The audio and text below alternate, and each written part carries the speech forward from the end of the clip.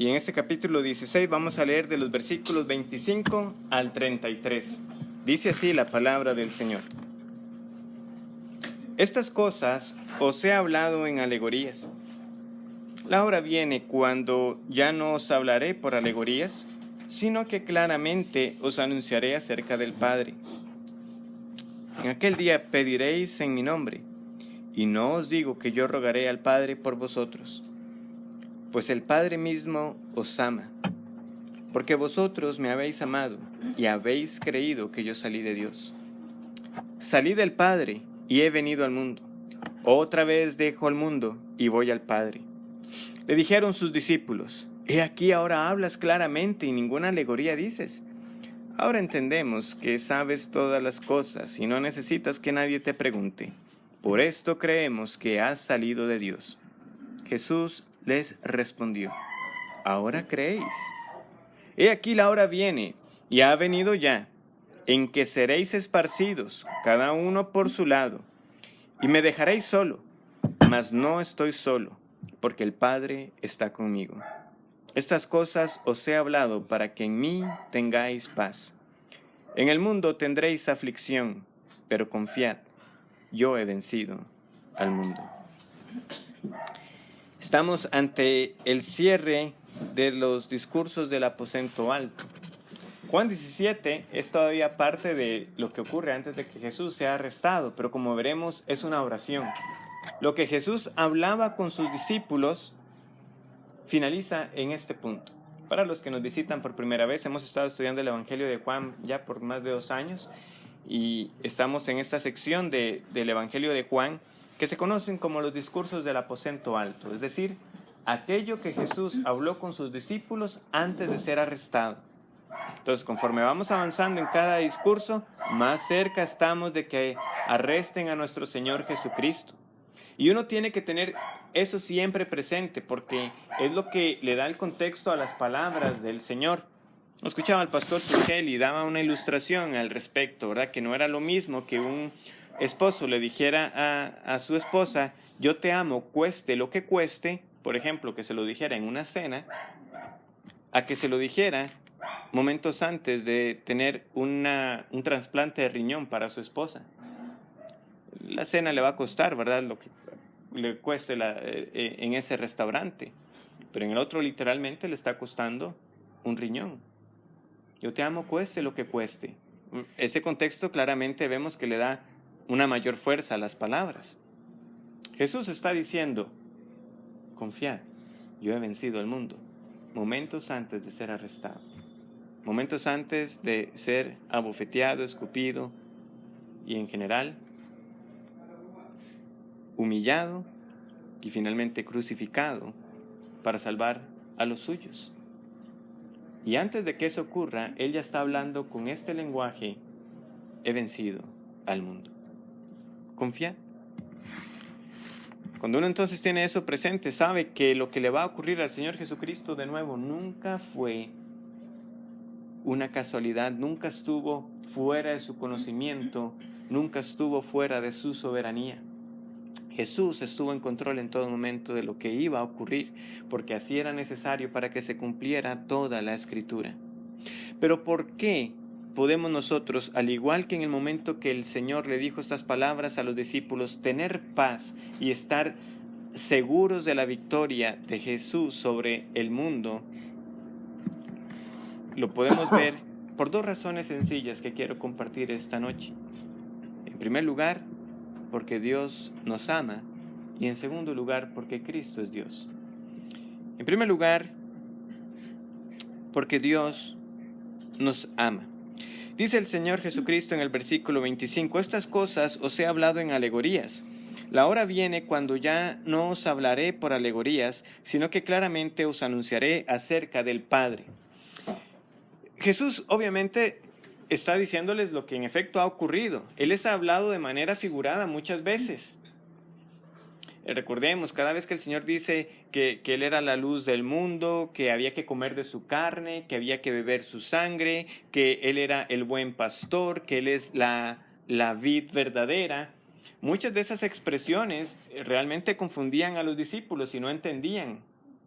sea, el mismo Juan nos deja un ejemplo muy al inicio del Evangelio, cuando el Señor dijo, derribad este templo y en 3 días yo lo levantaré, lo reedificaré. ¿Y qué es lo que leemos nosotros? Vamos a un momentito a Juan capítulo 2. Dice así, versículo 19, respondió Jesús y les dijo, destruid este templo y en 3 días lo levantaré. Dijeron luego los judíos, en 46 años fue edificado este templo, y tú en 3 días lo levantarás. Mas él hablaba del templo de su cuerpo. Por tanto, cuando resucitó de entre los muertos, sus discípulos se acordaron que había dicho esto, y creyeron la escritura y la palabra que Jesús había dicho. O sea, hasta que Jesús resucitó, los discípulos entendieron bien estas palabras del Señor Jesús. Entonces, Jesús les está diciendo, yo les he hablado de muchas maneras. De nuevo, para nosotros que ya tenemos la revelación completa, tenemos esa ventaja que los discípulos no tuvieron, y a veces podríamos ser nosotros severos con ellos de cómo no entendían. Pero hay que ver que en un sentido el Señor intencionalmente habló así. Habló en alegorías y habló en parábolas. Recuerdan, ¿verdad? Aunque no son exactamente lo mismo una alegoría que una parábola, en última instancia es, ¿verdad?, una figura que se utiliza para enseñar una verdad. Pero particularmente en Mateo capítulo 13, cuando Mateo reúne varias parábolas en esa sección del Evangelio, ¿qué dice el Señor? Que Él enseñó por parábolas, le explica a los discípulos, para que precisamente muchos oyendo no oyeran y viendo no vieran. Esa enseñanza estaba velada para muchos. Y a los discípulos les dice, pero a ustedes les ha sido dado. Es siempre una misericordia del Señor el que se nos conceda comprender su verdad. Y sin embargo, nosotros vemos que los discípulos preguntaron varias veces, ¿y qué significa esta parábola? Y el Señor les dice, no la han entendido, y se las explica. Particularmente ahí explica la parábola del sembrador y la parábola del trigo y la cizaña. Y a partir de ahí, nosotros debemos asegurarnos de entender correctamente las otras para interpretarlas, las parábolas del reino. El punto es, Jesús dice, yo les he hablado, ¿verdad? De manera que a veces cuesta entender. De hecho, la semana pasada, ¿verdad?, vimos que todavía ellos estaban preguntando, Juan 16, 18, ¿qué quiere decir con esto de todavía un poco? No entendemos lo que habla, ¿verdad? Porque el Señor les decía, todavía un poco y me veréis, y luego un poco y ya no me veréis. ¿Qué está diciendo el Señor? Como vimos al final, Él estaba diciendo, ciertamente moriré, pero resucitaré. Estaré con ustedes, pero sobre todo me verán a través de la obra del Espíritu Santo. Y esa obra del Espíritu Santo en el creyente iba a provocar que aquello que iba a ser el mismo motivo de su tristeza, luego fuera motivo de alegría. Los discípulos que estaban llorando la muerte de Jesús, luego iban a estar gozosos de que Jesús hubiera muerto y resucitado, porque iban a entender que así era necesario. Y no solamente eso, sino que también iban a tener esta vía libre, por decirlo así, para orar. Dice, ¿verdad?, el versículo 24, hasta ahora nada habéis pedido en mi nombre, pedid y recibiréis para que vuestro gozo sea cumplido. Alguien me preguntaba al respecto al final de este versículo.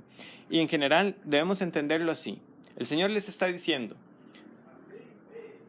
un poco y no me verán y después me verán y ya luego ya no estaré con ustedes, pero nadie quitará su gozo. O sea, el Espíritu Santo no es quitado del creyente.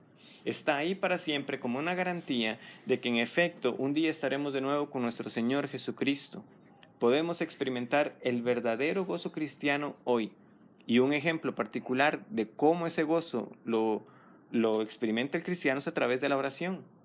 Saber de que puede orar al Padre y es escuchado. De que ora al Padre en el nombre de Cristo, conforme al nombre de Cristo, y que también lo que recibe, lo recibe conforme a Cristo. Ahora vimos que era mejor entender ese final como pedid y recibiréis en mi nombre, trasladando ese en mi nombre después del recibiréis. Y que ambas cosas Jesús las enseña. Oren al Padre en mi nombre, y el Padre les dará conforme a mi nombre. Todo lo recibimos del Señor. Entonces el creyente conoce el gozo en esta vida a pesar de las aflicciones, porque nada quitó la aflicción que los discípulos tuvieron que pasar cuando cuando vieron a su Señor siendo crucificado y muerto. Pero luego, ¿qué veíamos nosotros en estos hombres en Hechos? Que salían gozosos de ser tenidos por dignos de padecer por causa de Cristo. Gozo en medio de, gozo a pesar de. Ese es el gozo cristiano. Pero eso fue lo que hablé la vez pasada. Dice el versículo 26. En aquel día pediréis en mi nombre, y no os digo que yo rogaré al Padre por vosotros, pues el Padre mismo os ama, porque vosotros me habéis amado y habéis creído que yo salí de Dios. Como les decía, en primer lugar, nosotros podemos realmente conocer esta paz de la que Jesús habla, de que estas palabras de Cristo son paz para el cristiano, de que puede estar confiado de que en efecto ha vencido al mundo y que nosotros somos participantes de su victoria porque el Padre nos ama. Vean que dice aquí, en aquel día pediréis en mi nombre, como Él nos ha enseñado, ¿verdad? Orar conforme al nombre de Jesús. No sé cuántas veces ya hemos pasado por esto a lo largo del discurso, ¿verdad? Del aposento alto. Orar una petición que es conforme al carácter de Cristo. Y no os digo que yo rogaré al Padre por vosotros. Pero esa segunda parte como que puede confundir, ¿verdad? No rogaré. ¿Cómo que Cristo no rogando? Pero no es que Cristo es nuestro mediador. No es que Cristo intercede por nosotros. Eso es lo que nos enseña, por ejemplo, Hebreos, ¿verdad? Capítulo 7. Versículo 25.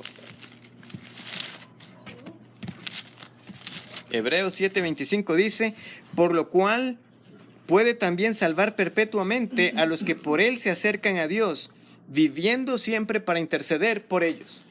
¿Cómo entendemos esto? Bueno, la manera de entenderlo es que Jesús está hablando de dos cosas distintas. Jesús no está hablando en el versículo 26 de que Él no va a interceder. No, porque eso es Él, es nuestro mediador. Él vive para interceder por nosotros para siempre. Lo que está diciendo aquí el Señor en cuanto a la oración, porque eso es lo que está mencionando aquí, ¿verdad? Pediréis en mi nombre. No es que cuando la petición del cristiano es elevada en el nombre de Jesús, que la labor de intercesión de Cristo consiste en tener que ablandar el corazón, por decirlo de alguna manera, de Dios, Padre, para que, Padre, escúchalo, por favor. Eso, ¿me entienden? Esa no es la labor de intercesión. Por eso el Señor dice, yo no rogaré en ese sentido al Padre. Lo que está diciéndonos Cristo es, cuando ustedes oran en mi nombre, el Padre está en toda esa disposición de escuchar y atender a las peticiones de los suyos. Por eso también leemos nosotros en Hebreos que podemos acercarnos confiadamente al trono de la gracia. O sea, Cristo no está suplicando y rogando que por favor seamos escuchados. ¿Por qué? Porque el creyente ya está en Cristo. Es que nosotros no nos tiene que quedar duda, si somos cristianos, de que Dios nos ama porque precisamente nos ha salvado en el Hijo. Cuando el Padre nos ve en el Hijo. Cuando oro en el nombre de Cristo, o sea, esa es una oración de los suyos. Ahora, ciertamente, esto no está quitando las advertencias que luego tenemos en otras partes de la Escritura, cuando Santiago nos dice, ustedes piden y no reciben porque piden para gastar en sus deleites. Pero eso es por la dureza de nuestros corazones. Pero lo que Jesús está enseñando aquí, que es el punto en el que quiero que entendamos, es que oramos y Dios escucha. ¿Por qué? Porque nos ama, pues el Padre mismo os ama. El Padre mismo os ama. ¿Ven la razón? O sea, en aquel día pedirán, y yo no rogaré, porque el Padre los ama. O sea, en ese sentido, no tiene que ir la intercesión como, Padre, por favor, téngales algo de compasión, téngales algo de amor. Vean, estoy hablando en términos que no son apropiados para que nosotros, por lo menos, captar un poco lo que no está diciendo el Señor. Él intercede por nosotros.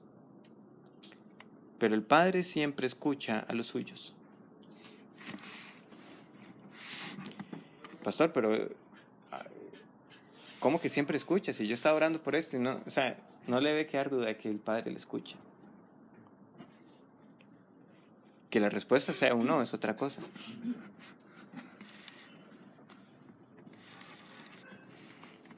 O todavía no.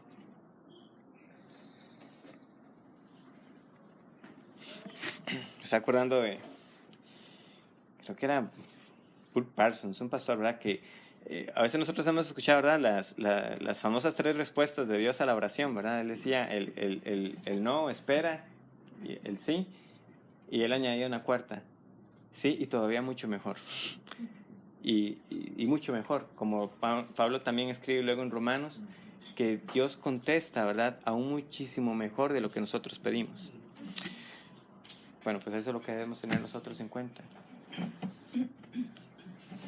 Pero dice también el versículo 27 algo que voy a aclarar simplemente por el hecho de que no permitamos nosotros que hagamos una confusión de las enseñanzas de las Escrituras, porque dice, pues el Padre mismo os ama porque vosotros me habéis amado y habéis creído que yo salí de Dios.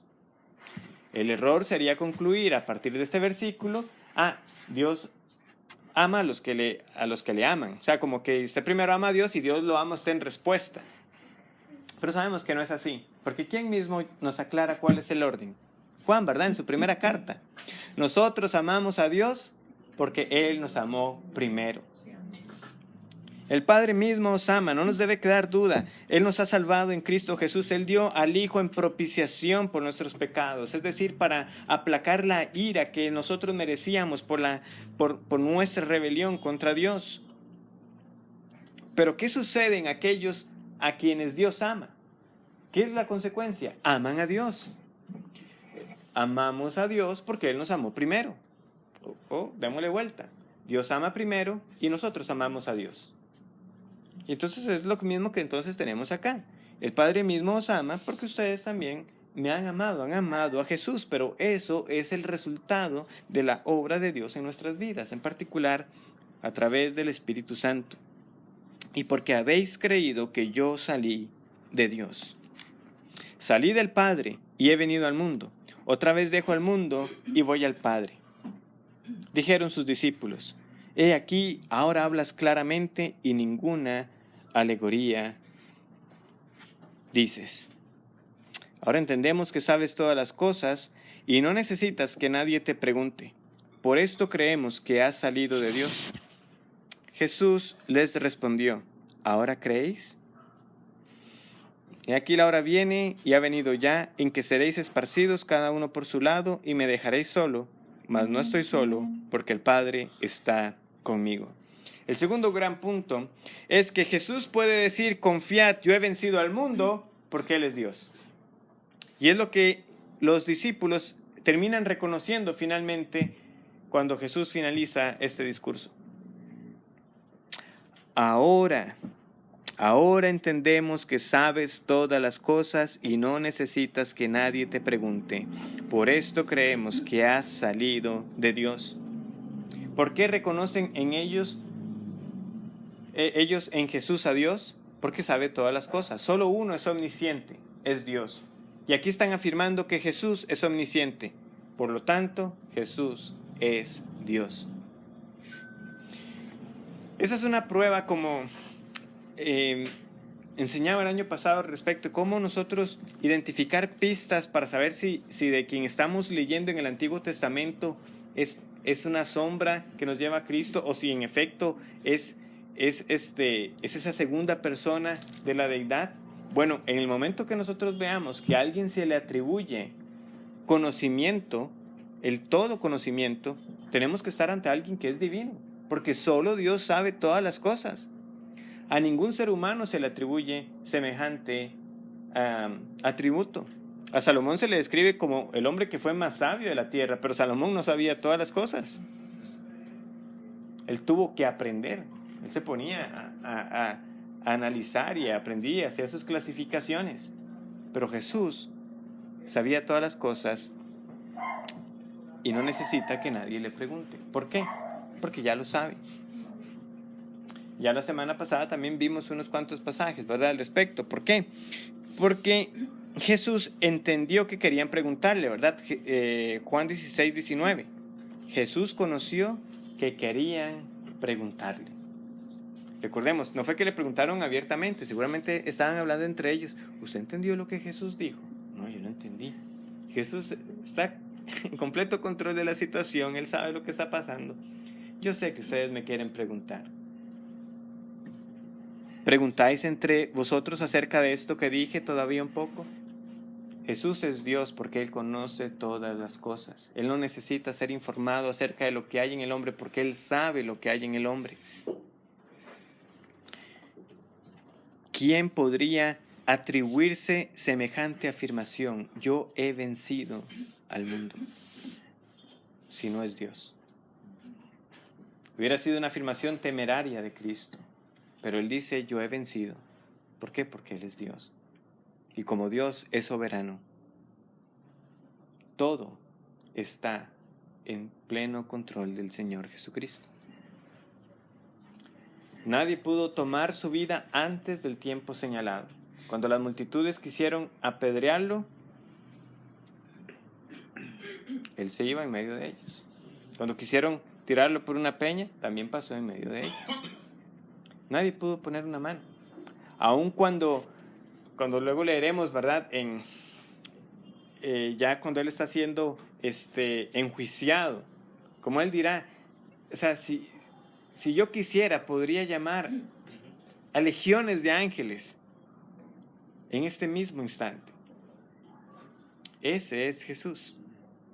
Él tiene todo el poder, todas las potestades celestiales obedecen a su voz. Es Jesucristo, el Señor, el soberano. Pero precisamente porque Jesús conoce todo, Él conoce nuestra debilidad. Y no solo la conoce, la soporta. ¿Por qué digo eso? Porque los discípulos están siendo también un tanto atrevidos en lo que están diciendo. Ahora entendemos. Realmente estaban entendiendo. Hagan la pregunta de Jesús. ¿Ahora creéis? ¿Ahora creéis? He aquí la hora viene y ha venido ya en que seréis esparcidos. Ustedes ahora dicen que creen en mí. Y Jesús no está cuestionando la sinceridad de la afirmación. Es decir, el Señor, precisamente porque los conocía, sabía que creían en Él. Pero si realmente hubieran entendido todo, la respuesta entonces hubiera sido otra cuando llegaron por Jesús. No se hubieran alarmado, no hubieran huido, porque, no, tranquilos, esto es lo que tiene que pasar según la Escritura. Ahora entendemos y ahora creemos. Llegaron por Jesús y lo dejaron solo. Como Jesús les dijo que iba a pasar. Jesús es Dios porque también puede predecir. Él sabe los eventos que ocurrirán. Y ahí mismo se los estaba diciendo una vez más. Pero veamos cómo soporta la debilidad de los suyos. Jesús sabe, como luego veremos también de manera tan personal con Pedro, que Pedro ya no tiene más que responderle a Jesús que decirle, Jesús, tú sabes que te amo. Tú que conoces todo, sabes que te amo. Pero Pedro reconocía su propia debilidad. Y nosotros mismos debemos ver que en nuestra profesión de fe, cuando decimos que creemos en Jesús, que amamos a Jesús, esa expresión sigue siendo aún débil. ¿Pero en qué descansamos? En que el que nos ha salvado es poderoso para salvarnos. No porque nuestra fe sea lo suficientemente fuerte que debe ser, no porque amamos con el grado que debiéramos amar al Señor, porque si fuera por eso, no tendríamos entonces confianza de estar con Él en la eternidad, porque nuestras emociones son fluctuantes. Hay días que, por decirlo de alguna manera, nos sentimos más cristianos que otros días. Aquí en este momento los vemos confiados, ¿verdad? Afirmando. Ahora entendemos y ahora creemos. ¿Creen? Ustedes me van a dejar solo. Ustedes me van a dejar solo.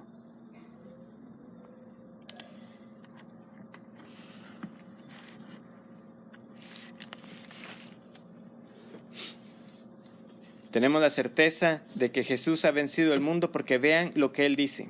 Versículo 28. Salí del Padre y he venido al mundo. otra vez dejo el mundo y voy al Padre. ¿Qué está afirmando Cristo aquí?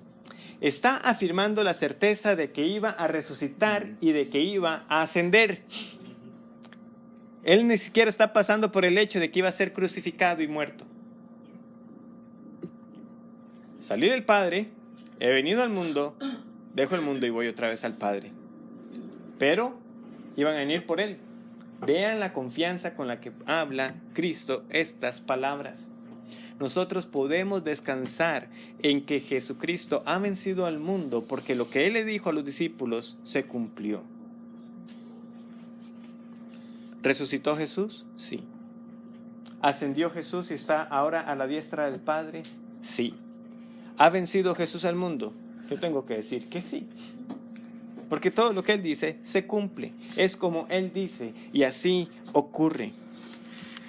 Como hemos reiterado también en otras ocasiones, la cruz no fue ninguna derrota. La cruz no fue ningún evento trágico en el sentido de que como que desdicha, ¿cómo puede ser que esto le ocurriera al Señor? Aunque ciertamente su rostro fue desfigurado, fue azotado, pero no olvidemos, la cruz fue la victoria definitiva sobre la muerte y el pecado. Satanás fue vencido en la cruz y toda su legión de ángeles caídos. Cristo tomó el acta que era contraria, el acta con todos nuestros pecados y la clavó en la cruz y con su sangre pagó por ellos. De tal manera que ahora estamos limpios, nadie nos puede culpar de pecado. ¿Quién acusará a los escogidos de Dios? Dios es el que justifica y más aún el que dio al Hijo por nosotros. El que dio al Hijo, ¿cómo no nos dará también juntamente todo lo demás? Todo lo que usted necesita para la vida cristiana está asegurado. ¿Por qué? Porque lo máximo que usted pueda pedir en esta vida, el Padre ya lo hizo. Dio al Hijo para salvarlo de la ira, del pecado y de una eternidad en el infierno. Él venció. Él venció la muerte. Él venció el pecado. Yo tengo que vivir esta vida cristiana sabiendo que esta victoria que Cristo ganó para su pueblo es también para que sus hijos la experimenten en esta vida. No la victoria que lamentablemente se está promoviendo en muchas iglesias. Cuando hablan de que andan bendecidos, prosperados, sin victoria. ¿De qué victoria están hablando? ¿De ser prósperos económicamente? ¿De tener un buen trabajo? No, la victoria que nosotros podemos conocer es la misma victoria sobre el pecado. El cristiano puede decir, esto antes me dominaba, pero en Cristo ahora tengo victoria sobre el pecado. En Cristo yo tengo la victoria sobre la muerte. Yo sé que un día esta vida mía acabará, pero resucitaré en el día postrero. Yo soy participante de la victoria que Cristo ganó. Sí, he creído en Él. Esa es su confianza.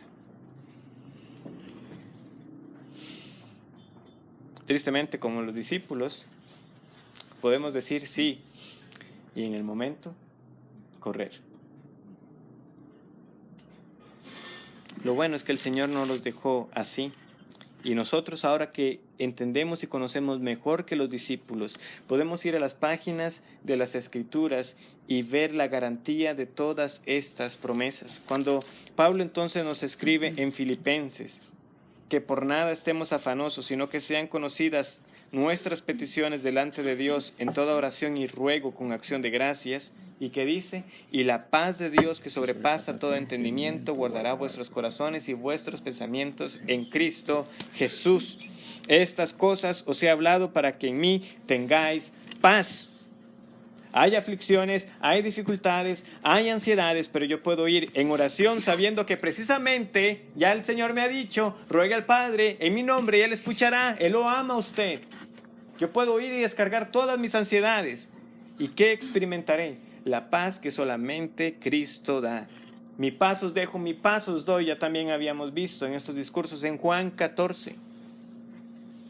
El Señor nos ha dado la oración. Entonces también como parte de esos medios para vivir conociendo esta paz de la que el Señor habla aquí. ¿Por qué? Porque, de nuevo, si yo me quedo solamente viendo todas esas circunstancias que el Señor permite, difíciles, pero que son para probar a los suyos, para fortalecer nuestra fe, y oro recordando las palabras del Señor, Él ha vencido al mundo. Entonces, ¿por qué vivimos turbados? ¿Por qué vivimos afligidos cuando hemos creído en aquel que dice que ya ganó? Ya, he vencido al mundo. Somos a veces inconstantes e inconsecuentes con lo que decimos creer. Pero aquí está el Señor recordándonos: estas cosas os he hablado para que en mí tengáis paz. En el mundo tendréis aflicción, eso es una garantía. El que piense que la vida cristiana se vive sin tener ninguna dificultad, yo le digo, le han vendido algo que no es el verdadero cristianismo. Porque constantemente y en diversas partes de la Escritura usted va a encontrar que para esto mismo hemos creído, más bien. Se les ha concedido creer en Cristo y padecer por Él. No hace mucho el hermano Mariano de que nos estaba hablando de cómo el mundo nos iba a aborrecer. El mundo os aborrecerá. ¿Por qué? Porque aborrecieron a Cristo. Y si han aborrecido al Señor, aborrecerán a los que le siguen. En el mundo tendréis aflicción. Aborrecidos por el mundo, aflicción en el mundo. Luego Pablo le escribirá, le dirá a los de Listra que es necesario que a través de muchas tribulaciones entremos en el reino de Dios. A los tesalonicenses también llegará con un mensaje similar. Vamos a buscar.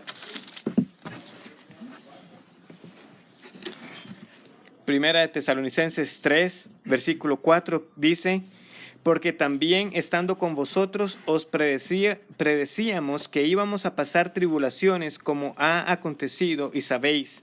Y dice el versículo 3, a fin de que nadie se inquiete por estas tribulaciones, porque vosotros mismos sabéis que para esto estamos puestos. ¿Para qué estamos puestos? Para tribulaciones por causa de la fe.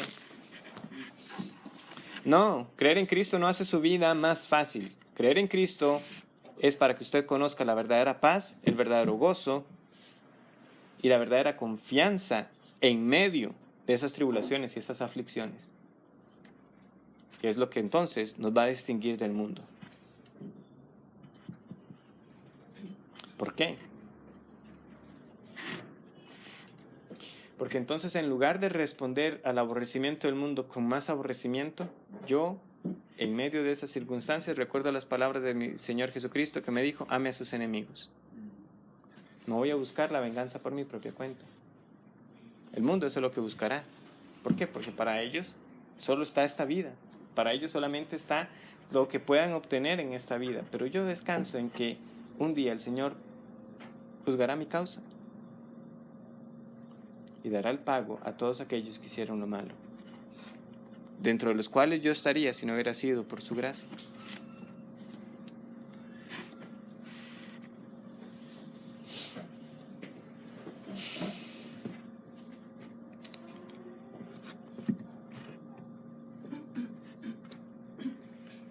Finalmente, en el día que fue crucificado, dice el Señor que Él lo iban a dejar solo, ¿verdad? Pero Él dice: mas no estoy solo porque el Padre está conmigo. Solamente por encima. Nosotros sabemos lo que el Señor también dijo en la cruz, ¿verdad? Dios mío, ¿por qué me has desamparado? Y sin embargo aquí ha afirmado que el Padre está con Él. En un sentido, el Señor fue abandonado, sí. Le dejaron solo sus discípulos y en su humanidad experimentó la ira por nuestros pecados, de tal manera que esa comunión que Él gozaba con su Padre se vio afectada.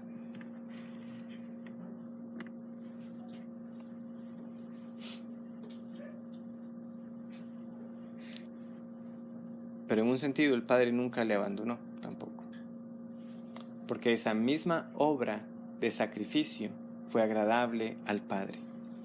Y la resurrección de Cristo fue la proclamación pública al mundo diciendo: yo he aceptado su sacrificio. Por los que Él murió, los salvaré por pura gracia, porque ya alguien pagó por ellos. Ese fue nuestro Señor Jesucristo. Vean, en días de estos, de que parece que ya muchos están hablando, ¿verdad?, con cierto tono de preocupación por qué ocurrirá en el país con todo ese tema del plan fiscal y que se sigue atrasando y todo. Yo no digo que es que debamos ser despreocupados. Muchos posiblemente van a tener que revisar ciertas cosas si la economía aquí llegara a sufrir cambios drásticos en cómo gastamos, cómo administramos lo que estamos recibiendo cuando todo lo demás parece subir de precio, etc. Pero en medio de todo eso, nosotros no tenemos razón para caer en desesperación. Porque encima de este mundo caótico y sumergido en el pecado está nuestro Señor Jesucristo, que es soberano. Si a usted le ha sido concedido creer en Cristo, no dude del amor de Dios. Porque el Padre le ama, le ha llevado a la fe en Jesús. Y si usted está en Jesús, ya no necesita nada más en esta vida. Puede afrontar lo que venga con la fe en Él. Las pruebas seguirán viniendo, pero será con esperanza de que un día dejarán de ser, que un día dejará de ser la aflicción y un día las lágrimas serán secadas de manera definitiva. Él mismo enjugará toda lágrima. Esta esperanza entonces es solamente para los que creen, porque Él dice, porque me habéis amado y habéis creído que he salido de Él. ¿Ha creído usted en Jesucristo?